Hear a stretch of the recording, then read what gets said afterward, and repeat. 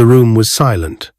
Sunlight poured through the tall glass windows, brushing the golden curtains of the mansion bedroom. On the billionaire's expensive bed was Sophia. Her head was buried in the soft white pillow, her short breathing the only sound in the room. In her right hand was a mopping stick, gripped tightly like she had collapsed in the middle of cleaning. On the floor beside her was a forgotten mop bucket. Her black and white maid uniform was wrinkled, soaked slightly with sweat. Her small dark face looked tired, broken, peaceful. Then came the sound of soft leather shoes against marble. Johnson Anderson, the billionaire CEO, entered the room. He froze. He couldn't believe what he was seeing. His maid, sleeping on his bed with a mopping stick in her hand. For a moment, he didn't move. His eyes widened, filled with surprise, but his heart was calm. He took a slow step forward, then another. He looked down at her. She was barely 18, small, fragile, and from the way her body sank into the bed, she was deep in exhaustion. Not laziness. Real, deep exhaustion. Something told him this was no ordinary mistake. Gently, he bent down and tapped her shoulder. Sophia. Her eyes snapped open. She shot up as if lightning had struck her. She blinked twice, confused. Then her heart dropped. Her eyes locked with his. "Sir, please, please forgive me," she cried, dropping to her knees beside the bed. Her hands clutched the mop like it was her lifeline. "I didn't mean to, I swear. I haven't slept all night. I must have collapsed. Please don't sack me. Please, sir." Tears streamed down her cheeks. Johnson was quiet. His heart felt heavy. He hadn't expected this. He had seen many things in life, but never a maid so terrified just for falling asleep. He slowly knelt down beside her. "Sophia, why didn't you sleep last night?" he asked gently, his voice soft like a father's. She sniffled, looking away. "It's my mother," she whispered. "She's sick. I stayed up all night taking care of her. She kept coughing and shaking. I couldn't sleep, but I had to come to work today. It's the last day of the month. I need my salary to buy her medicine." Johnson's chest tightened. He leaned closer, looking into her teary eyes. "What about your father?" She swallowed hard. "He was a taxi driver. Armed robbers shot him on the road when I was 14. Since then, it's just me and my mum." Johnson said nothing. He simply listened. "I was the best student in my secondary school," she continued, tears falling faster now. "I wanted to be a doctor, but I gave up. No one helped. We had no money. I became a maid to survive. That's the only way I can buy drugs for my mum." Johnson stared at her. The room fell silent again. He finally stood up, wiped a tear from his cheek, and picked up his phone. "Driver," he said. "Bring the SUV around. We're going somewhere." Sophia looked up, confused. "Sir? You're coming with me," Johnson replied. "I want to see your mother." Sophia's mouth opened, but no words came out. She just stared at him, wide-eyed, stunned. Minutes later, they were driving through the dusty roads of Ajagunle. The air was hot, and the car windows trembled with the sounds of Lagos. The billionaire had never been here, and what he saw made his heart break. Sophia led him to a small house, cracked walls, broken door, the smell of sickness in the air. Inside, Amanda lay on a thin mattress on the floor, her face pale, her body trembling with every cough. Her hair was rough, her lips dry, a faded wrapper covered her. Johnson dropped to his knees. He couldn't believe it. This was how they were living? The mother of a girl who had been wiping his floors? A woman who once had a future, now reduced to this? "Driver," he called with urgency. "Call an ambulance. Now." In less than 30 minutes, Amanda was on a stretcher, inside a private hospital in Victoria Island, one of the best in Lagos. Johnson paid everything in full. Sophia stayed beside her mother's bed, holding her hand, crying softly. She couldn't believe what had just happened. That morning, she was just a maid. Now, her mother was being treated like royalty.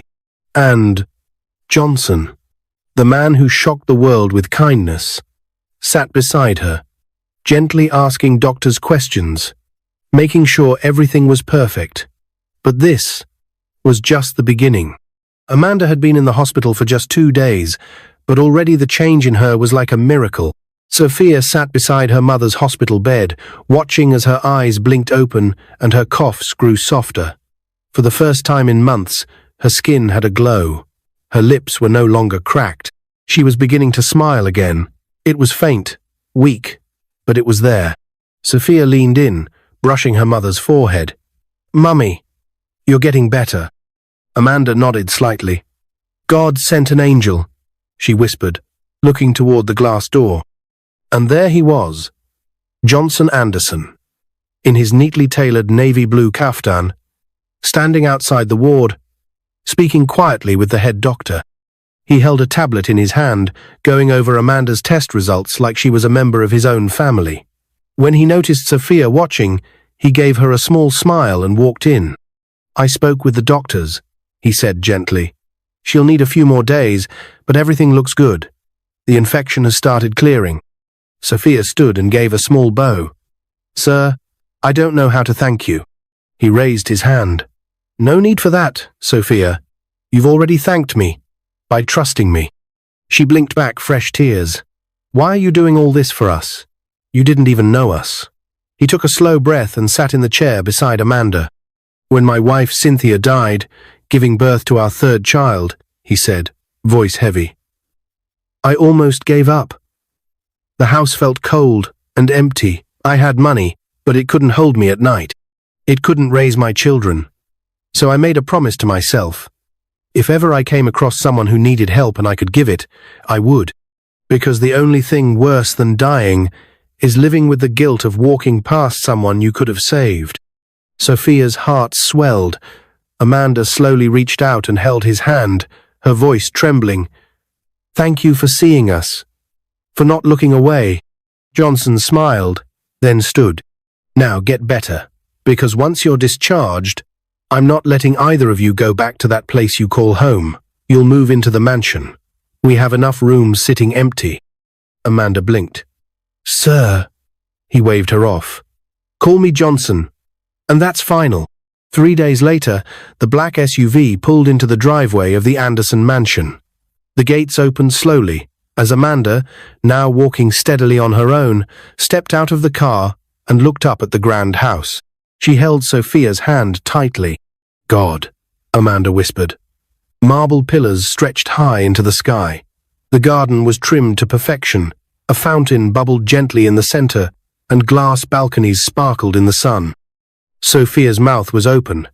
She had cleaned the floors here. She had swept these steps. But now, for the first time, she was entering the front door, not as a maid, but as a guest. Inside, the housekeeper, Mrs. Ada, came rushing out, her eyes wide when she saw Sophia and Amanda. "Ah, this must be Madam Amanda and Sophia. Welcome, welcome. Please come in." Sophia almost forgot how to walk. Everything smelled like fresh lavender. The chandeliers sparkled like diamonds. Mrs. Ada led them up the staircase, then down a long hallway. "These are your rooms," she said, opening 2 grand doors. Sophia stepped inside and gasped. A queen-sized bed with silver trimming. A dressing table with shining mirrors. Silk curtains. Air conditioning. A walk-in wardrobe. She turned and looked at Amanda's room. Identical. "This can't be real," Amanda muttered. Just then, Johnson walked in. He was smiling warmly, his daughters, Sarah and Amaka, walking beside him. Sarah, the older one, was tall and quiet, about 15.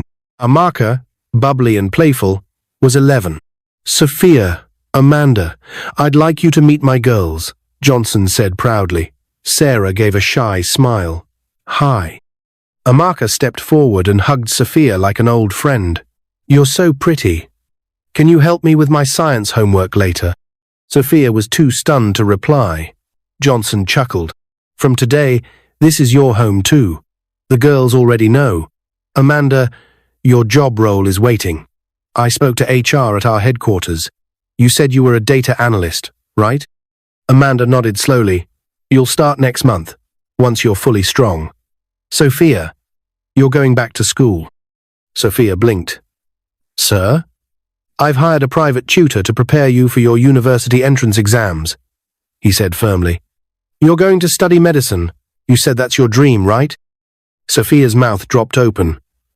Yes. But. No buts. Dreams don't die in this house. We feed them until they live again. Tears filled Sophia's eyes. For the first time in her life, someone believed in her. Someone powerful. Someone who didn't see her as just a maid. The days passed quickly. Sophia began lessons with her private tutor every morning at 9 a.m., right inside one of the Anderson Mansion's study rooms. The tutor, Mr. Daniel, was firm but kind. And Sophia? She was brilliant. It didn't take long for Johnson to realize she had the mind of a surgeon. Amanda also started regaining her strength. By the third week, she was already learning new systems at the company. Johnson insisted she work only part-time until she was 100% recovered. One evening, Amanda stood by the kitchen counter, slicing vegetables with Mrs. Ada, when Johnson walked in holding a fresh grocery bag. The moment their eyes met, something soft passed between them. Need help? He asked. Amanda laughed. A billionaire offering to chop onions? That would shock your board of directors. He grinned. Let them be shocked. From that day, their friendship deepened. Dinners were no longer quiet. There was laughter. Amaka loved Amanda's cooking. Sarah felt safe enough to talk more. Sophia felt like she had a family again. But it wasn't until one Sunday evening, as they sat on the balcony watching the sun set over the city, sipping fresh juice and laughing over Amaka's dance performance, that Sophia noticed something. The way her boss looked at her mother. The way Amanda blushed every time their eyes met. She leaned over and whispered in Amaka's ear, "Do you think your dad likes my mum?" Amaka giggled. "I think he likes her a lot. He never smiles this much." A few weeks later, Johnson knocked on Amanda's door. She opened it, surprised. "Pack a bag," he said. "What?" "I want you to come with me to Abuja. It's just a 2-day business meeting. You used to be a data consultant before, right? I want your advice on this new analytics software we're considering." Amanda looked unsure. "I don't know, Johnson. Sophia said you were one of the best." Amanda sighed, smiling shyly. "All right, I'll come." That trip changed everything. It wasn't just business. They talked for hours in the hotel lounge. She told him about her childhood. He told her about losing Cynthia, his late wife. They shared meals, laughed at old jokes, and stayed up watching the stars from the hotel rooftop. By the time they flew back to Lagos, something had shifted. Something unspoken, but real. One night, as Sophia walked past the open balcony doors, she saw them again. Johnson and Amanda, sitting close on the wicker couch, sharing a glass of fruit juice and laughing quietly. Then Johnson turned to Amanda, reached into his pocket, and slowly knelt down on one knee. Sophia gasped. Amanda covered her mouth in shock.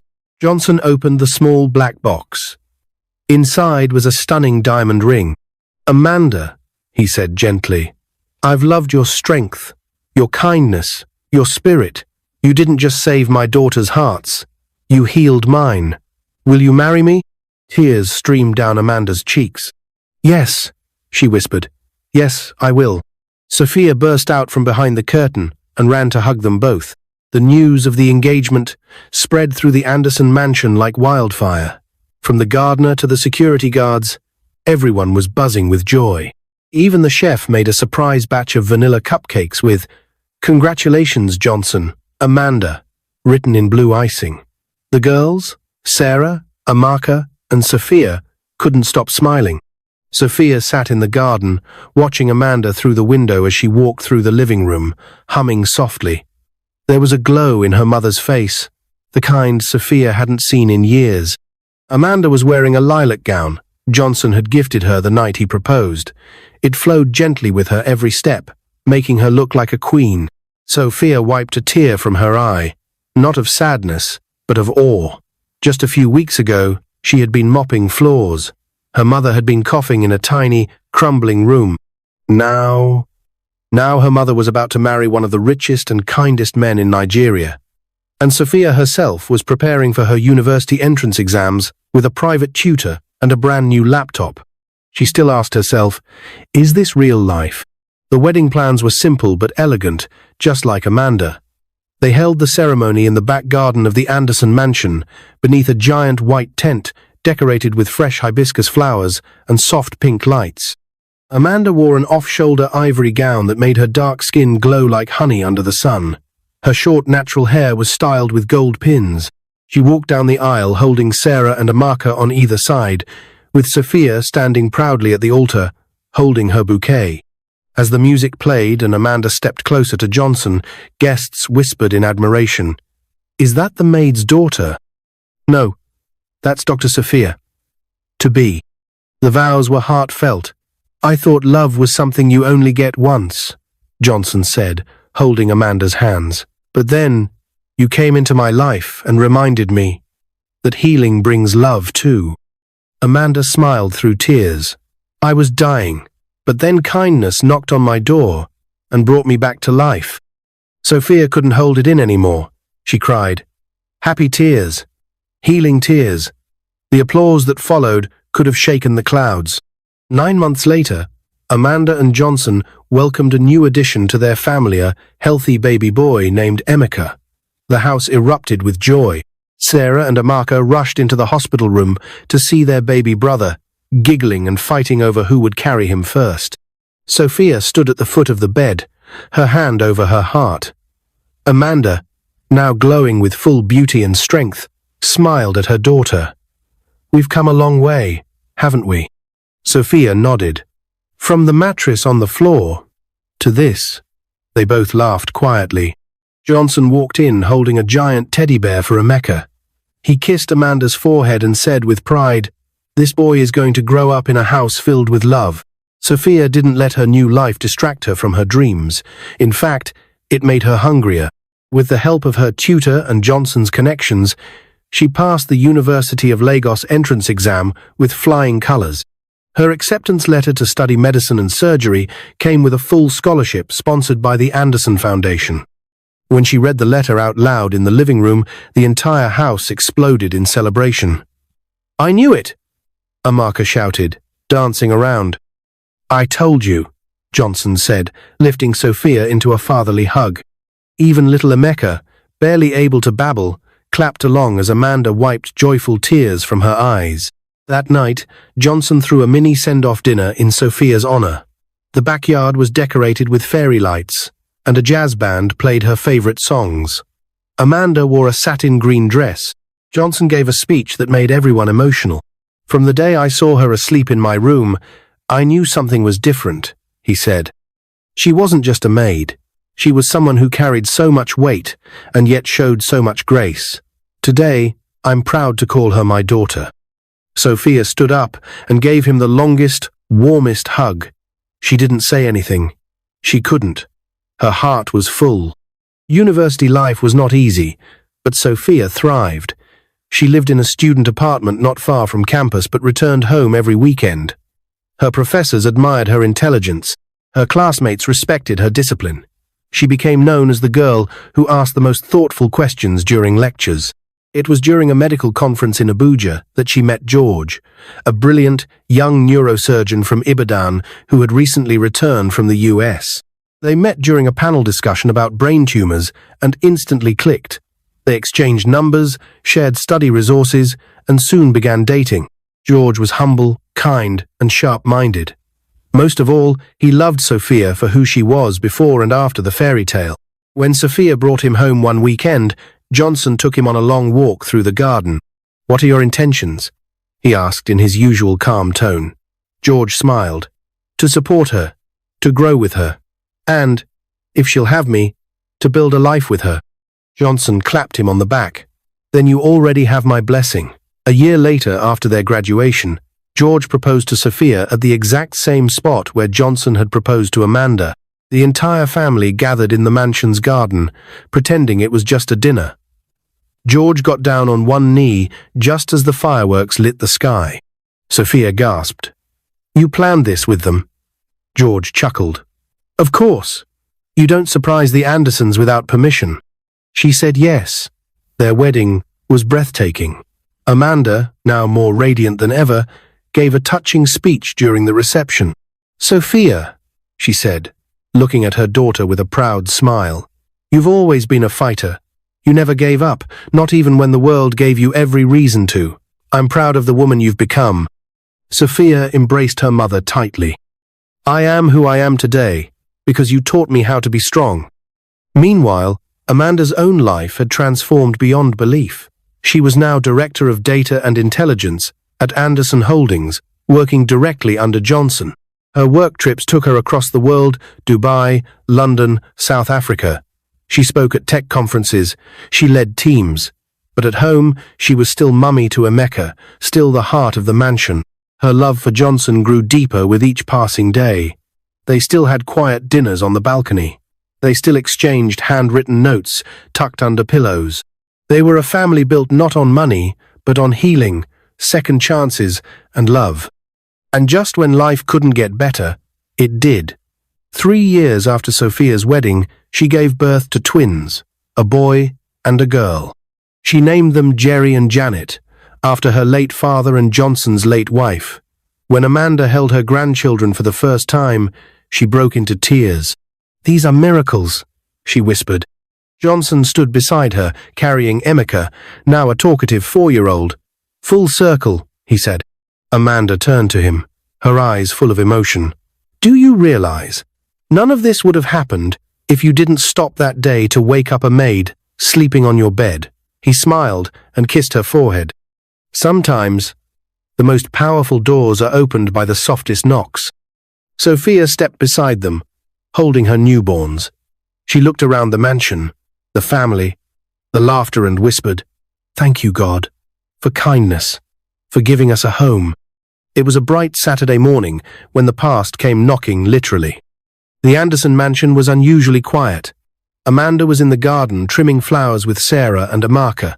Emeka was riding his toy car through the long hallway, shouting with joy. Sophia, now a licensed doctor, had returned home for the weekend with George and the twins. The living room was full of baby giggles, bottles, and scattered toys.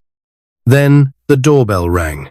Johnson, who had just come back from his morning jog, wiped his face with a towel and walked to the door. The moment he opened it, he paused, then frowned slightly. Standing at the gate was a woman in a faded red wrapper and a nylon bag in hand. Her face looked rough from the sun, lips cracked, and her feet covered in dust. Good morning, sir, the woman said in a shaky voice. I'm looking for Sophia. Johnson looked at her again, then turned back into the house. Sophia, he called. Someone's here to see you. Sophia walked out from the dining room, holding baby Janet in her arms. Who is it? The moment her eyes landed on the visitor, her steps froze. She blinked. Her chest tightened. It was her aunt, her father's only sister, Auntie Adana. The same woman who had mocked her mother for being weak and useless after her father's death. The same woman who refused to help them when they had no food, who took Sophia's father's pension money and vanished. The same woman who laughed and said, Nobody wants to help a woman who coughs like a dying goat. Sophia took a deep breath. What are you doing here? Adana looked down at her feet. I heard about what happened. Your wedding, your success. I saw it on Facebook. I didn't know how to reach you.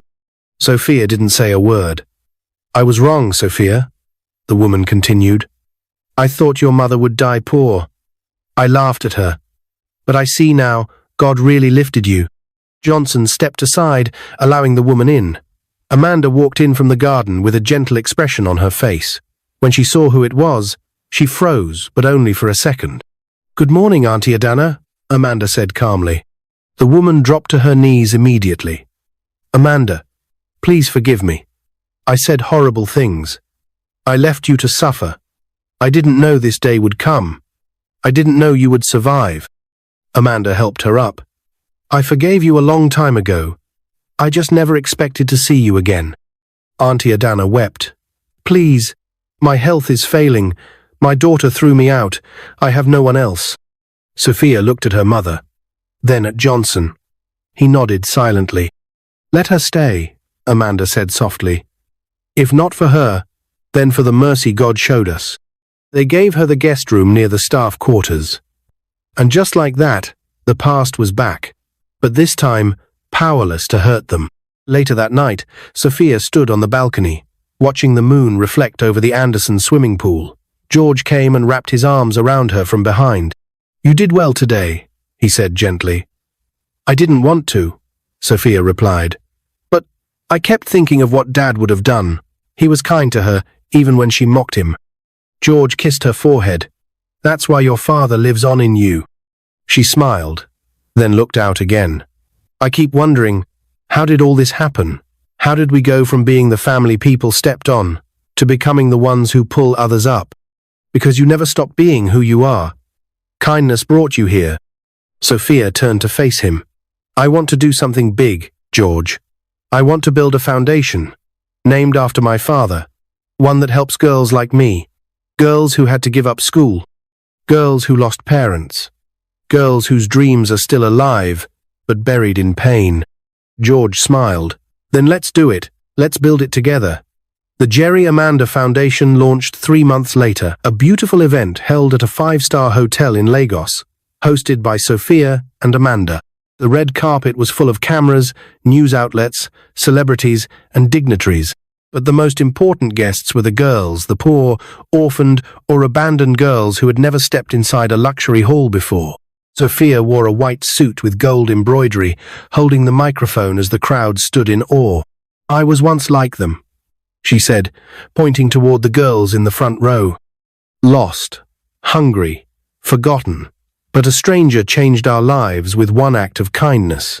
Today, we stand as proof that hope is never too far." The hall broke into applause. Amanda stood beside her, clapping with tears in her eyes. Johnson stood beside the stage, holding Emeka in his arms. He had seen Sophia clean his floors. Now he was watching her change the world. A week after the foundation's launch, Amanda received a phone call from an unknown number. "Mrs. Amanda Anderson?" the voice asked. "Yes?" "This is Dr. Emeka Adebayo from Abuja General Hospital. We found something unusual in your recent test scans. You came for a regular checkup, but we'd like you to come in for further testing." Amanda's heart skipped. She didn't tell anyone. Yet. Not Sophia. Not Johnson. She needed to be sure first. But she felt it. That old cough had returned. Just a little at night. And her chest sometimes felt tight. She booked a flight to Abuja the next morning, telling everyone she was visiting a friend. At the hospital, she sat still as the doctor went over her results. He looked up, expression serious. "Amanda, you have a tumor in your right lung. It's early stage, but we have to act fast." Amanda felt the air leave her body. "Not again. Not now." The doctor continued, "There's a good chance of recovery with surgery, but we must move quickly." She nodded, trying to breathe. When she returned to Lagos that evening, Johnson was already waiting. "You look tired," he said gently. Amanda smiled faintly. "Just a long day." He held her close. "Let's rest. You've done enough this week." Amanda leaned into him, her heart racing. She had lived a miracle once. She had seen her daughter rise from ashes. She had tasted love after death. But now, would she survive this storm? A few days later, Sophia found the hospital scan results in Amanda's handbag. She had come into her mother's room to help fold laundry, and the folder had fallen to the floor. She froze. "Lung mass. Urgent surgical intervention." Her knees buckled. "Mummy?" she whispered, holding the paper. Amanda walked in and saw her daughter crying with the scan in her hands. "Oh, baby," she said softly. Sophia turned around, her face covered in tears. "You were going to keep this from me? I didn't want to worry you. You're my mother. You think I'd rather not know? After everything we've been through?" Amanda sat on the bed, pulling her daughter close. "I'm scared, Sophia, but I'll fight, just like I did the first time." Johnson came in a few moments later, and seeing the tension, sat quietly. Sophia handed him the scan. His face changed. He didn't speak, just walked over to Amanda and knelt in front of her. "We're fighting this. Together." The next few weeks were full of hospital visits, tests, second opinions, and emotional prayers. The whole family rallied. Johnson halted all his travel plans. Sophia applied for temporary leave at her hospital. Even Amaka started skipping her swimming lessons to help cook for Amanda. One quiet morning, Amanda stood at the window in her robe, looking out at the garden. Sophia came and held her hand. "You once told me I gave you life again," Sophia said softly. "Now it's my turn to help give it back to you." Amanda smiled, a tear falling down her cheek. The air inside the Lagos University Teaching Hospital was colder than usual. Amanda lay still on the hospital bed, her face calm, her fingers gently wrapped around a string of prayer beads Sarah had given her that morning. The surgery was set to begin at exactly 10 a.m. Outside the operating theatre, the Anderson family waited. Johnson sat with his head bowed, silently praying. Sophia stood by the window, arms folded, her eyes fixed on the trees beyond the hospital walls. She wasn't just a daughter today. She was also a doctor. She knew what was at stake.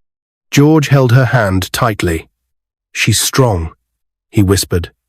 "She's made it through worse." "I know," Sophia replied, trying to blink back the tears. "But this time, I'm scared." "She's not going anywhere," Johnson said firmly, looking up. "She made me promise we'd take Amaka to the beach once she recovered. I've already booked it. She'll make it." Amaka and Sarah sat beside each other on the bench, their heads leaning together. Amaka was with the nanny at home too, young to understand the weight of what was happening. Finally, the surgeon stepped out. Sophia's breath caught in her throat. Everyone rose to their feet. The doctor removed his mask. "She made it through," he said with a tired smile. "It was early stage, just as we hoped. We removed the tumor successfully. She's resting now. She'll need time to heal, but she's going to be okay." The room erupted in tears and gasps of joy. Johnson hugged Sophia so tightly she could barely breathe. "Thank you, God," she whispered. They were allowed into the room 2 at a time. Johnson went first, holding Amanda's hand gently. Her eyelids fluttered open. "You're here," she whispered. "I never left," he replied, pressing her hand to his cheek. "Did we win?" He smiled. "We always do." 3 months later, the family gathered in the grand living room of the Anderson mansion for what looked like a surprise birthday party. But it wasn't just for Amanda. It was also for the Jerry Amanda Foundation's 1-year anniversary. The event had become the most talked-about charity platform in Nigeria. Over 120 girls were now receiving scholarships and care, thanks to Sophia's vision and Johnson's funding. Amanda was stronger than ever. Her beauty was once again effortless. Flawless brown skin glowed in the evening light. Her short hair curled neatly, and her soft peach gown shimmered slightly under the chandeliers. She stood at the center of the room with a microphone, looking at the crowd, but her eyes settled on the faces that mattered most. Sophia, George, Johnson, Amaka, Sarah, and little Emeka, who sat at the corner licking the frosting off his cupcake. "I've stood on many stages in my life," Amanda began, her voice calm and rich.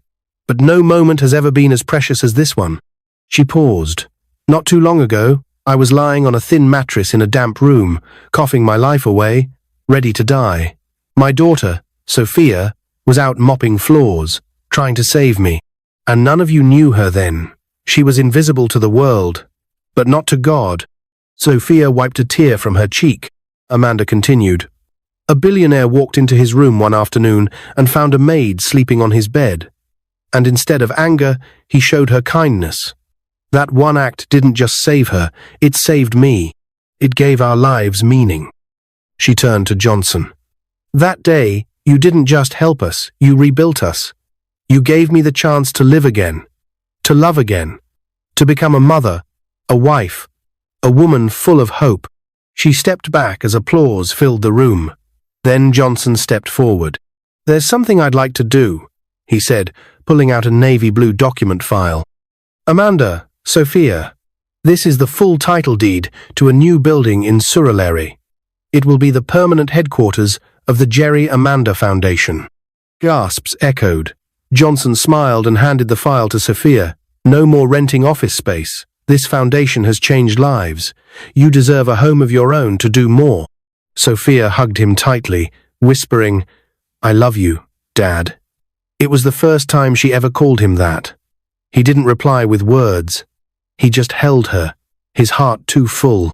1 year later, Sophia was now one of the lead pediatric doctors at one of the best hospitals in Lagos. Her name carried weight. She had saved dozens of lives, but on this particular morning, something else was about to save hers. She was in the middle of a ward round when she felt dizzy. She held the side of the bed, steadying herself. Her colleague, Dr. Ugo, looked over. "Are you okay?" "Yeah, maybe I skipped breakfast." But by noon, she vomited twice and had to sit in the staff lounge. George came rushing in. "I'm taking you to get checked right now," he said firmly.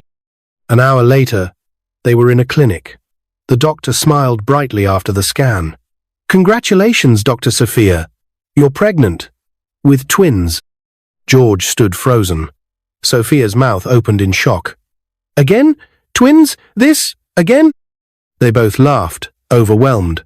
"2 girls," the doctor added. "Both strong, just like their mother." The Anderson family was overjoyed. Johnson nearly dropped his phone when he heard the news. "More twins?" he laughed. "We need to expand the mansion at this point."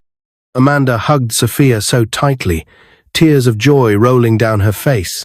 "This is God's reward," she said, "for every tear you ever cried." 9 months later, Sophia gave birth to 2 beautiful baby girls, Nora and Nadia. George held them like they were made of gold. "Welcome home," he whispered. Amanda stayed by Sophia's side throughout the recovery. She bathed the babies, fed them at night, told them bedtime stories. Watching Amanda now, one would never guess she had ever battled for her life. She was strong, joyful, and full of purpose. And Johnson, he was the proudest grandpa alive. He had built empires, sat on boards, addressed presidents. But nothing brought him more joy than holding his grandkids. "This," he told Amanda one night, "is the only wealth I'll ever need." 10 years later, the Anderson mansion was alive with the sounds of music, laughter, and celebration. Today marked the 15th wedding anniversary of Johnson and Amanda. Friends, staff, and family gathered under the giant white canopy set up in the garden. Sophia, now 36, stood proudly in a white and gold lace gown, watching as her twin daughters danced with their little cousin Emeka Jr. George stood beside her, his arm around her waist. Amanda and Johnson stepped onto the platform. Everyone stood and clapped. Amanda raised her microphone. 15 years ago, I was nobody.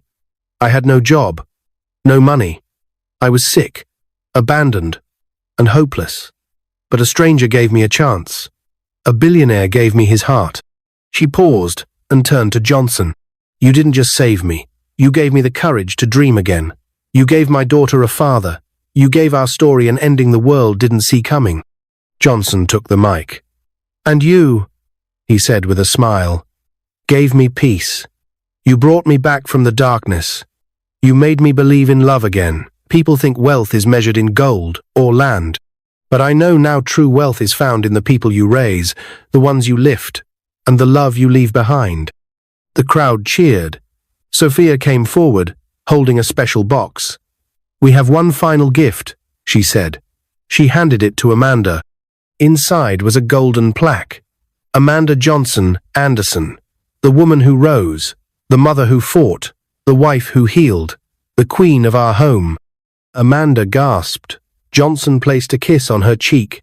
As the sun set over the mansion, the family gathered for a group photo. Amanda sat in the center, surrounded by Sophia, George, Sarah, Emeka, and the 4 grandchildren. The photographer counted 1, 2, but before he could finish, Amanda raised her hand. "Wait," she said. She turned to Johnson, took his hand, and whispered just loud enough for the family to hear. "Remember the day you found Sophia sleeping in your room?"